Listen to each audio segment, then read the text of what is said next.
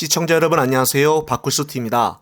수원지법 성남지원 형사 1부 재판장 강동원 부장판사는 1일 범죄수익은닉의 규제 및 처벌 등에 관한 법률 위반, 뇌물공여 혐의로 기소가 된 김상원 전 네이버 대표와 김진희 전 네이버 IS 대표, 뇌물공여 혐의로 기소된 이재경 전 두산건설 회장, 특정범죄 가중처벌 등에 관한 법률 위반 등의 혐의로 기소가 된 이모 전 성남FC 대표와 이모 전 성남시 공무원, 정치자금법 위반 혐의로 기소가 된 박모 전 성남FC 사무국장에 대한 첫 공판 준비 기일을 열었습니다. 여기서 공판 준비 기일이란 공식 재판을 열기 전에 변호사 측과 검사 측 간의 쟁점과 증거를 정리하는 절차를 말합니다. 그런데 당일 변호인 측은 아직 수사 기록과 증거 목록을 열람, 등사하지 못했다며 검찰을 비판했습니다.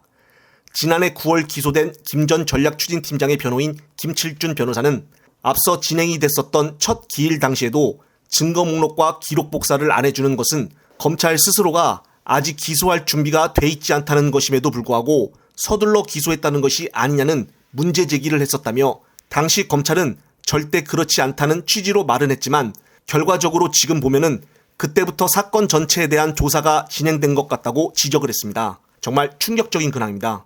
제대로 준비도 하지 않은 채 미리 기소부터 진행을 했다는 것인데요. 또한 재판부는 검찰은 기소를 할 때 증거 목록 참고사항에 증거의 요지 등을 간략하게 기재를 하는데 이번 사건의 증거 목록에는 그러한 것이 일체 없다고 지적을 했습니다. 신속한 재판을 위해 검찰 측에 7,755개, 약 5만 5천 페이지에 이르는 방대한 증거의 입증 취지가 무엇인지를 알 수가 있도록 각각의 증거에 대한 설명서를 보완하여 제출하라고 했습니다. 특히 7,700개가 넘는 증거 전부에 대해서 입증 취지를 묻고 변호인 측에서 부동의를 할 때마다 모두 증인신문을 진행할 수는 없다며, 예를 들어 증거 목록 참고사항에 두산건설 후원 경위 등 관련 직원 진술 이렇게 돼 있는데 해당 진술에 어떤 내용이 있는지 등에 관해 조금 자세한 설명을 기재해달라고 했습니다. 이에 대해 민주당 검찰 독재 정치 탄압대책위원회는 오늘 긴급 입장문을 내고 대장동 재판에 이어서 성남FC 재판에서도 검찰이 이재명 대표를 엮기 위해 얼마나 무리한 편파 조작 수사를 벌였는지 그 실체가 낱낱이 드러나고 있다며 이같이 말했습니다.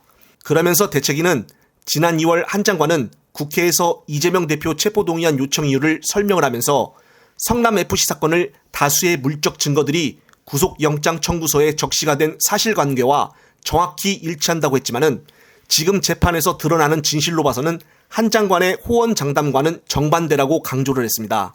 또한 대책위는 성남FC 전 대표와 두산건설 전 임원 등에 대한 첫 공판 준비 기일에서 재판부가 검찰에게 증거의 입증 취지 보완을 요구했다는 점을 언급을 하며, 기소한 지 8개월이 넘었는데도 재판부가 입증 취지에 대한 설명이 미흡하다라고 지적할 정도면 밝혀낸 것이 없다는 것이라고 주장을 했습니다.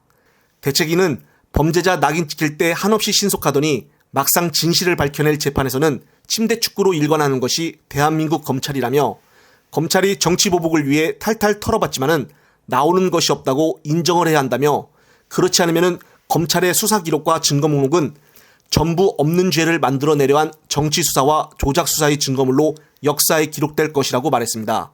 네, 맞습니다. 몇 년째 이재명 대표에 대해서 아직까지 나온 구체적 혐의가 아무것도 없고 이미 무혐의로 끝난 수사를 다시 또 끄집어내서 하는 이런 행태를 보게 되면은 국가 공권력을 이런 데 소모하지 말고 지금 서민들 죽어나가는 전세 사기와 주가 조작 같은 진짜 필요한 수사에 더 정진을 해야 하지 않나 싶습니다. 그렇게도 많이 검사를 모집해놓고 수사를 했다고 하고서는 첫 공판 준비 기일부터 이렇게 준비도 제대로 하지 않아 상대방 변호인 측과 재판부의 꾸지람을 들을 정도라면은 도대체 앞으로 다가올 재판을 어떻게 치른다는 것인지 참 답답한 상황입니다.